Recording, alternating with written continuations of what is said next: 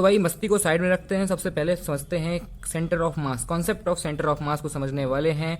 और ये है अब टाइम पढ़ाई का, और बढ़िया तरीके से सेंटर ऑफ मास को पढ़ते हैं। क्या है सेंटर ऑफ मास, ये कॉन्सेप्ट क्या कहता है और क्या होता है, कैसे हम निकालते हैं किसी सिस्टम ऑफ द पार्टिकुलर। मान ली तुम्हारे पास 2-4 पार्टिकल्स दे दिए गए हैं, उसके सेंटर ऑफ मास को हम कैसे निकालते हैं, इन सभी छोटी छोटी चीजों को समझने वाले हैं। इस वीडियो में एक छोटा सा डेरिवेशन भी करेंगे और अच्छी तरीके से पता करेंगे कॉन्सेप्ट ऑफ सेंटर ऑफ मास। तो भाई अब सेंटर ऑफ मास क्या है, अब सेंटर ऑफ मास क्या है, ये एक इमेजिनरी पॉइंट है, ये एक इमेजिनरी पॉइंट है। क्या है ये? इमेजिनरी पॉइंट है।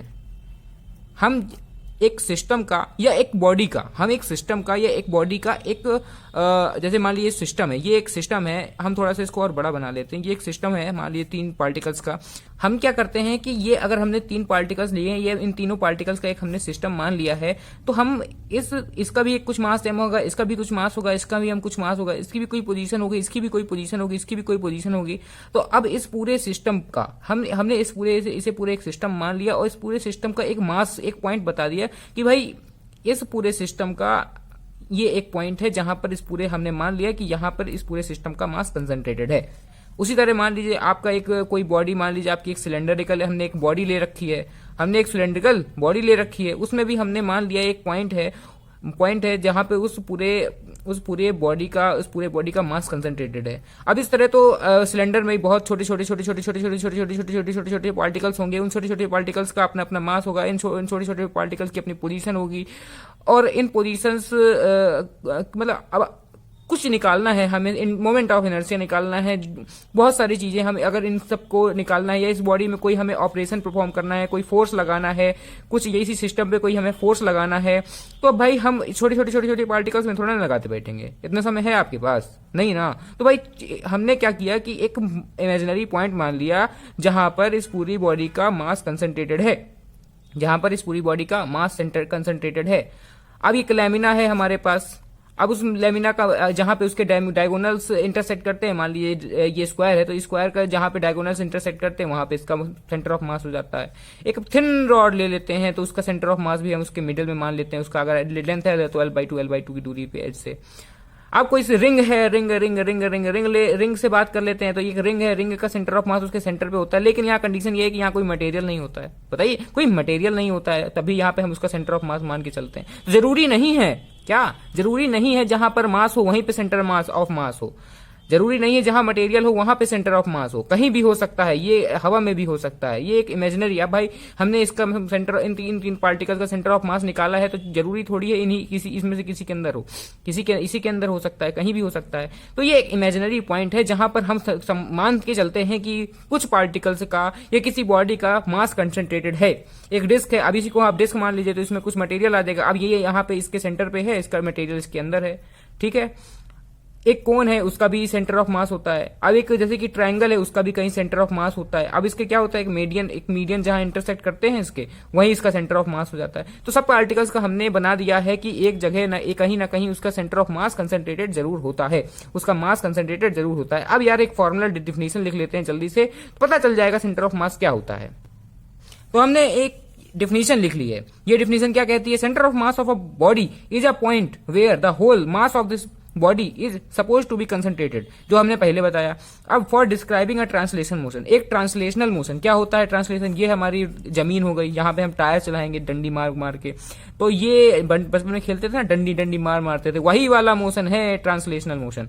ये आपका एक टायर है, अब एक कोई लड़का यहाँ पे होगा, बढ़िया से वो एक डंडी लिए होगा हाथ में, वहीं पे मारेगा तो ये टायर दौड़ेगा, ये लड़का भी उसके पीछे पीछे दौड़ेगा। तो ये एक टायर है, ये टायर है, इसमें जो पार्टिकल्स हैं वो पार्टिकल हैं वो इस एक्सिस के अबाउट घूम रहे हैं, और घूमते घूमते ये एक रोटेशनल मोशन भी कर रहे हैं और साथ ही साथ ये ट्रांसलेशनल मोशन भी कर रहे हैं, ठीक है। तो अब मैं मान के चलता हूं ये एक रिंग है, अब इस रिंग में आपने यहाँ पर इसका सेंटर ऑफ मास है, तो कह रहा है कि किसी ट्रांसलेशनल मोशन के लिए हम मान के चलते हैं उस बॉडी का एक सेंटर ऑफ मास है, एक मास है, एक मतलब एक पॉइंट कंसीडर कर रखा है जिसमें उस पार्टिकल्स का मास कंसंट्रेटेड है।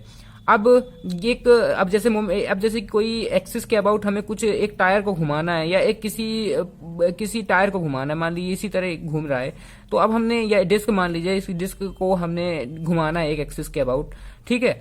अब इसमें कई सारे पार्टिकल्स हैं, इन कई सारे पार्टिकल्स का हमने एक मास कंसीडर कर रखा है, पॉइंट ऑफ मास कंसीडर कर रखा है, या सेंटर ऑफ मास कंसीडर कर रखा है। तो अभी कितना आसान कर देगा चीजों को निकालने के लिए। तो ट्रांसलेशनल के लिए हम एक पॉइंट मान के चलते हैं जो कि जहां पर उस पूरे सिस्टम का, उस बॉडी का सेंटर होता है, उसका मास कंसंट्रेटेड होता है। तो ये बात है, यहां पर समझ में आ रही होगी। और अब हम निकालेंगे एक छोटा सा डेरिवेशन, ताकि हमें पता चल जाए कि अगर हमें कुछ पार्टिकल्स दिए, जैसे अब ये अब हमने कह दिया यहाँ पे, जरूरी थोड़ी ना है यहाँ पे ही हो, कहीं पे भी हो सकता है, इसकी पोजीशन पे डिपेंड करता है और इनके मास पे डिपेंड करता है कि इसकी पोजीशन क्या होगी। और अगर ये पार्टिकल्स मोशन कर रहे हैं, ये पार्टिकल मोशन करते हुए भी हम अगर मान ली कोई ये V1 से, ये V2 से, ये V3 से मोशन कर रहे हैं, तो भी हम इस पार्टिकल्स का सेंटर ऑफ मास इनके मोशन के समय कहाँ पे है ये भी निकाल सकते हैं। तो वो डेरिवेशन निकालने वाले हैं हम लोग। तो अब यार हमने यहाँ पे ये एक प्लेन कंसीडर कर रखा है, ये है y एक्सिस और यहाँ पे ये है x एक्सिस। ये दो पार्टिकल रख रखे हैं हमने इस प्लेन में, वो है एक पार्टिकल से m2 मास का, एक पार्टिकल है m1 मास का। इसकी पोजीशन ओरिजिन से r1 है और इस m2 मास के वाले पार्टिकल की पोजीशन r2 है। और हमने एक पॉइंट मान रखा है कि भाई इन दोनों जो मास हैं, इनके मास का जो इन दोनों पार्टिकल का जो सिस्टम है उसका सेंटर ऑफ मास यहाँ होगा। अब आप दो पार्टिकल सिस्टम के लिए मैं एक खास बात बता दूं कि अगर दो पार्टिकल रखे हुए हैं, किसी भी मास के हों वो, उनका जो सेंटर ऑफ मास होगा वो इन्हीं दोनों की जो ज्वाइनिंग लाइन ऑफ एक्सिस होगी वो उन्हीं के बीच में लाई करेगा, ठीक है। अब ये कहाँ लाई करेगा इसको हम निकालेंगे बाद में, इसी के लिए हम एक्सप्रेशन निकालने वाले हैं। तो यहाँ पे हमने मान रखा है इसका सेंटर ऑफ मास होगा C। अब हमें निकालना है कि हमें एक एक्सप्रेशन निकालना है, ये इस सेंटर ऑफ मास के पोजीशन वेक्टर निकालना है। हमने मान रखा है कि ये अब ग्रेविटेशन फोर्स की वजह से, दोनों का मास है यार, ग्रेविटेशन फोर्स तो होगा, तो इसकी 1 पे फोर्स लग रहा है 2 की वजह से F12 और 2 पे फोर्स लग रहा है 1 की वजह से F21, और ये एक्सटर्नल फोर्स F1 और F2 हमने यहाँ पर लगा रखा है, ठीक है। अब ये P1 पॉइंट मान रखा है, ये P2 पॉइंट रखा है, यानी P1 पे M1 वाला मास रखा है, P2 पे M2 वाला मास रखा है, ठीक है। हमने ये समझा दी। जब आपको डेरिवेशन करना हो तो आप इन चीज़ों को आप मतलब अपनी कॉपी में आराम से लिख सकते हैं, और हर एक चीज़ जो हमने लिखवाई है लिख सकते हैं, खास करके डेफिनेशन लिख लीजिए। तो हम शुरू करते हैं अपनी बात को। तो चलिए बात करते हैं, पहले हम यहाँ पे मान के चलते हैं जो V1 ये M1 पार्टिकल है उसकी वेलोसिटी V1 है, मान के चलते हैं वो मोशन में है V1, तो इसकी जैसे पोजीशन वेक्टर है तो dr1/dt हो जाएगा। अब हम V2 की भी स्पीड निकाल सकते हैं, तो dr2 हो जाएगा, पोजीशन वेक्टर है, अपॉन dt, ठीक है। अब इनका एक्सेलरेशन भी निकाल सकते हैं। एक्सेलरेशन कैसे निकलेगा, a1 vector a1 upon dt V1 इसे कह सकते हैं। अब इसको अब d2 r1 vector upon dt कह सकते हैं। सिमिलरली आप कह सकते हैं vector a2 is equal to d2r2, यहाँ 2 होगा, d2r2 अपॉन dt2 हो जाएगा, ठीक है। थोड़ी राइटिंग से थोड़ा सा परहेज करिएगा, मतलब थोड़ा राइटिंग मेरी थोड़ी खराब है। तो ये हुआ। उसके बाद क्या होगा, अब हमने कहा कि ये ग्रेविटेशनल फोर्स की वजह से है, तो एक्शन और रिएक्शन वाला लॉ तो आपने पढ़ ही रखा होगा। तो vector F12 is negative of vector F21, ये तो आपने सुन रखा होगा। तो इसको इधर को लेके आएंगे तो 0 हो जाएगा, यानी दोनों फोर्स आपस में इक्वली अपोजिट हैं। तो अब निकालते हैं कि आपका M1 जो मास वाला पार्टिकल है इसमें टोटल फोर्स कितना लग रहा है। हम मान के चलते हैं F1 फोर्स लग रहा है इस पे, तो क्या फोर्स लग रहा है, F1 ext प्लस F12 ये फोर्स लग रहा है। और यहाँ पे ये इस पे कितना फोर्स लग रहा है, नेट फोर्स कितना लग रहा है इस पे जो M2 मास वाले पार्टिकल पे, F2 कितना लग रहा है, F2 ext प्लस F21, 2 पे लगने वाला है फोर्स 1 की तरफ से। अगर हम इन दोनों फोर्सेस को जोड़ लें तो क्या होगा, vector F1 plus vector F2 is equal to F1 force ext external plus F2 force ext plus vector F12 plus force F21, ये हुआ आपके सामने। अब क्या होगा, अब ये होगा कि जो ये फोर्सेज हैं ये दोनों कट जाएंगे। क्यों कट जाएंगे आप पूछेंगे, नहीं क्यों कट जाएंगे, क्योंकि ये आपस में इक्वली अपोजिट हैं। तो मैं यहीं पे आपको सीधे काट देता हूँ, ठीक है। तो अब यहाँ पर आप इसकी जगह क्या कुछ और भी तो चीजें लिख सकते हैं, जैसे ये नेट फोर्स है इसका, तो इसका मास दिया गया है क्योंकि आप जानते हैं F=ma होता है। तो अब यहाँ पे नेट फोर्स दिया है तो इसका नेट एक्सेलरेशन भी है हमारे पास, तो और इसका नेट मास भी है हमारे पास, तो आप इसको ऐसे लिख सकते हैं। तो यहाँ पे क्या होगा, m1 vector a1 plus m2 vector a2 जो कि हमने यहाँ पे डिराइव किया था। उसी तरह हमने इन दोनों फोर्स के सम को वेक्टर f मान लिया है जो कि इक्वल है F1 एक्सटर्नल फोर्स के प्लस F2 एक्सटर्नल फोर्स के। ठीक है, उसके बाद हमने आपको बता दें कि आप यहाँ पे कैपिटल M मान सकते हैं m1 प्लस m2 जिसको हम आगे यूज करेंगे। अभी हमने मतलब दोनों के सम को हमने m1 प्लस m2 मान रखा है। तो एक और चीज यहाँ पे मेंशन करने वाली ये है कि इस वेक्टर f को, जैसे ये वेक्टर f सेंटर ऑफ मास पे लगने वाले फोर्स के बराबर है। किसके बराबर है, सेंटर ऑफ मास के में फोर्स लगने वाले फोर्स के बराबर है। तो मतलब यहाँ पर हम इसको ये लिख सकते हैं m into vector a C M, मतलब सेंटर ऑफ मास का acceleration multiplied by total mass of the particles. समझ में आया। और इसको आप m1 वेक्टर a1 लिख सकते हैं, m2 वेक्टर a2 लिख सकते हैं।